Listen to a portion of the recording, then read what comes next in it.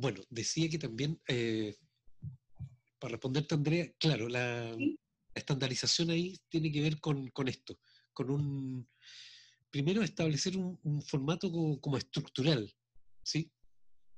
Como se, se establece actualmente, como uno entiende el jazz actualmente, que es, ¿cierto? Entender un tema como central y después improvisaciones sobre esa base. Como que esto que para nosotros es tan natural, en realidad se construye ahí, se construye en ese momento de la historia. Entonces, tiene mucho que ver con eso. Por eso el tema del, de que llamen desde el bebop en adelante jazz moderno tiene mucho sentido por eso, ¿ya? Porque después Miles Davis, porque después John Coltrane, porque después, no sé, Pat Metheny hace lo mismo, ¿ya? Eh, ¿Cierto? Va el tema y viene la improvisación y después pueden ser largas, muy atomizadas, pero en el fondo hay una estructura que está normada en ese sentido. Hay un detalle, sí, importante.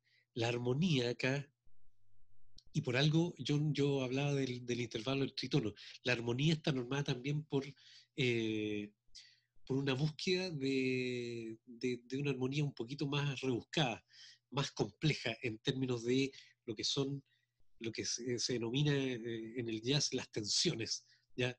Las tensiones armónicas que van a permitir abrir una ventana súper amplia para, ¿cierto? lo que, lo que tiene que ver con la ampliación del discurso armónico en este tiempo. Sobre todo los pianistas como Thelonious Monk van a ser personajes que para mi gusto son como un capítulo aparte en este cuento. O sea, aquí sucede lo siguiente, que en música popular tenemos que encauzar para poder entender los fenómenos culturales, pero hay gente que sin duda se escapa y son como no sé, ejemplos que están como, que son una singularidad en ese sentido, ¿ya? No, o sea, permiten meterlo en el bebop, en el caso de Charlie Parker y Dizzy Gillespie son bebop, pero Thelonious Monk aparece en el bebop y después es una figura singular que yo diría que no es ni bebop ni después hard bop o free jazz, no, es solo Thelonious Monk. Es como una cosa, es muy curioso. Hay un estilo singular que te permite entender esto. Y después, bueno, cuando veamos Miles Davis, vamos a ver que este tipo también se mueve en muchos lugares diferentes y marca mucho, a muchas generaciones de músicos. Entonces, el jazz moderno tiene esa facultad. Y en el bebop, bueno, entran casi todos estos personajes creativos que van a tener una singularidad después. Sobre la improvisación tengo que decir una cosa. Por ejemplo, los compositores del siglo XIX, XVIII y XIX trabajaron siempre una cuestión que les permitía a ellos destacarse. Por ejemplo, Beethoven o los compositores románticos, que era, incluso Mozart, que era el uso, y más para atrás, por ejemplo, no, en esta misma época, por ejemplo, personajes como Paganini, ¿ya? Trabajaban el concepto de tema con variación. ¿Ya? Que pudiera ser lo que están haciendo ahora estos compositores sin escribir. ¿Ya? Lo que hacen los compositores del área más de la música docta es presentarnos el tema, ¿cierto? Y escribir variaciones sobre ese tema, ¿cierto? Uno puede escuchar en Mozart, Beethoven, eh, ese concepto o ese género que se llama tema con variaciones. Lo que pasa con esos compositores es que es bien didáctico y uno puede ver ahí cómo el dibujo original se va transmutando a otra cosa, ¿cierto? Va pasando de ese dibujo original a otro, a otro, a otro, a otro, a otro, y después el otro, claro, no se parece tanto a este. Lo que pasa en el bebop, estimado maestro, es que original y después te muestro una variación, la variación 25 de esa melodía. O sea, parto de un lugar totalmente eh, desconocido, pero tremendamente interesante que nos habla de que estos músicos de jazz están, su cabeza le está trabajando ¿cierto? Rápidamente, tienen que hacerlo como todo, como en una urgencia que está normada, ¿cierto? Por el contexto histórico de la guerra, que está normada también por las sustancias que se meten, ¿cierto? Corporalmente hablando, y que hace que su cerebro también estalle, ¿viste? Entonces, tenemos todas esas condicionantes para ver que esta nueva generación de músicos trae un mensaje re interesante. O sea, en el mundo de la literatura ya les hablé de algunos eh, escritores y poetas de esta época. Incluso, por ejemplo, si nos remitimos al ámbito más de lengua, ¿cierto?, hispana y latinoamericano, Cortázar, por ejemplo, remite un poco a esta idea, a esta idea. El Parra también remite a esta idea del quiebre, ¿cierto?, con la poesía tradicional, por eso es antipoesía, ¿cierto? Por eso Cortázar escribe ese tipo de manifiesto o ese tipo de cuento, o esa manera de entregarnos ¿cierto? Un contenido, pero sin esa linealidad que había hasta un momento determinado, sino que más bien entregándote a ti también un papel como de interpretar, de, de digerir, de ver cómo el arte también es capaz de instalar un elemento para poder instalar una pregunta. ¿Sí? Es un arte Raúl. que es mucho más, ¿cómo se llama? Eh, que te pone en una situación de pregunta. Sí, dime Luis.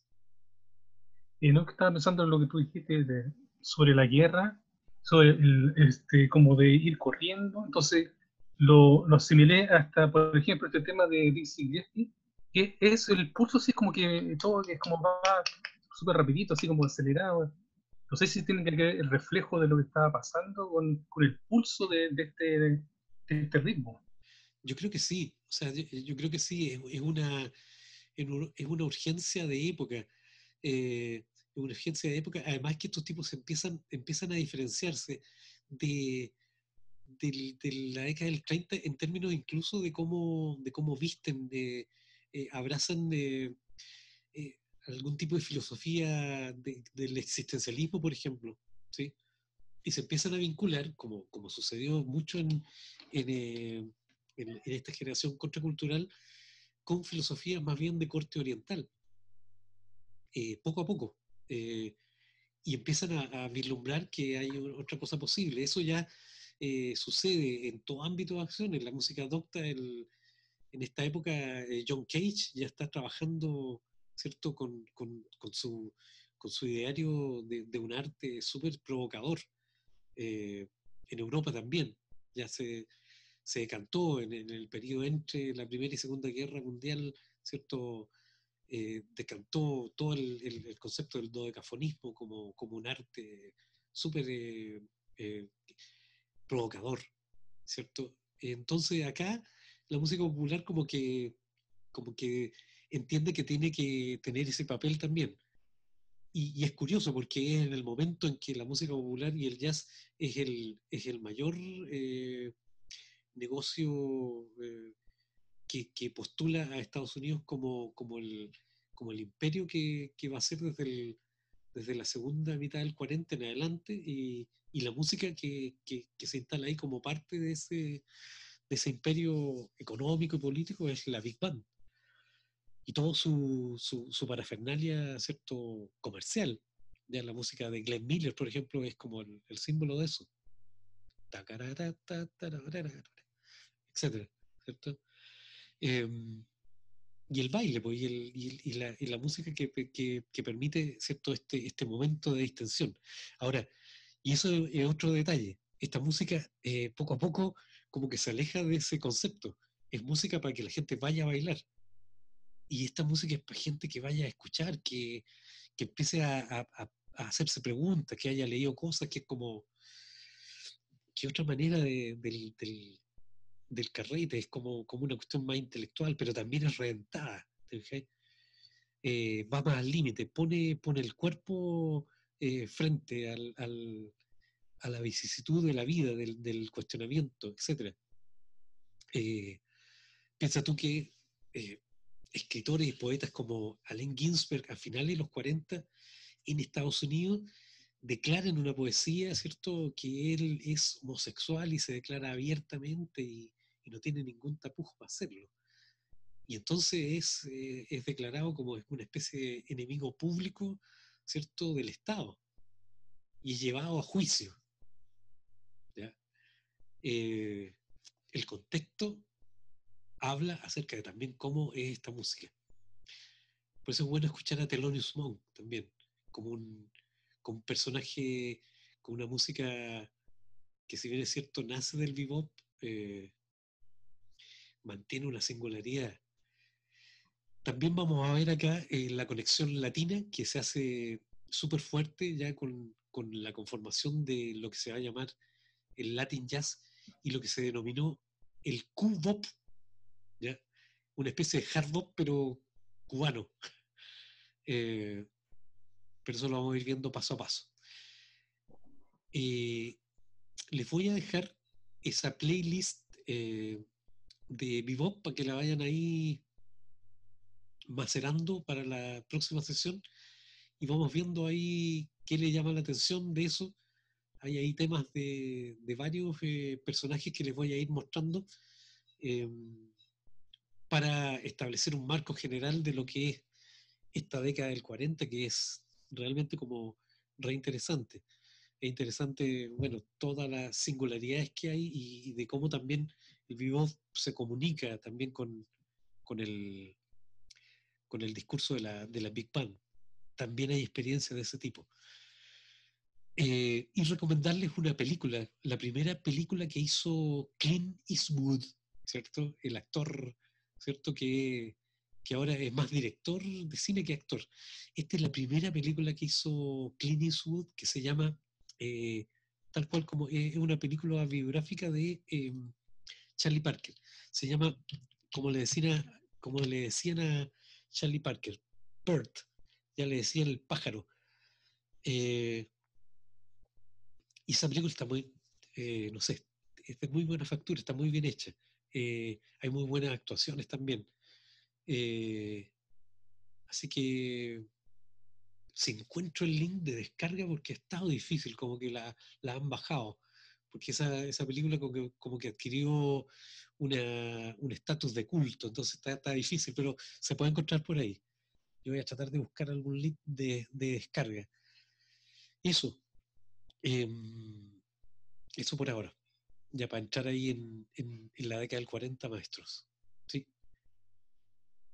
ya está. Estamos entonces al habla, así que Gracias, Raúl. si algún comentario final o alguna duda al respecto, maestros. O sea, yo te iba a comentar que pensaba que todo esto que tú estás hablando, ¿no? Del tema de la contracultura, de que el jazz se empiece a mover hacia una cosa más eh, como con como con una base de alguna manera teórica, ¿no es cierto? Y se metan los poetas.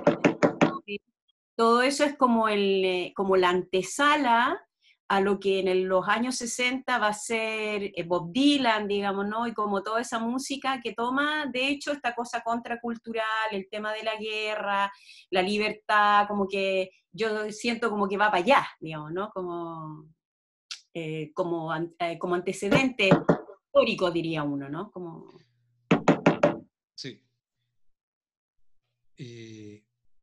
Nada, Nicolás parece que está tocando la puerta. Ah, disculpe, profe. No, no. Es que le iba a hacer una pregunta y justo habló la Andrea, pero... Andrea, yo creo que sí. Mira,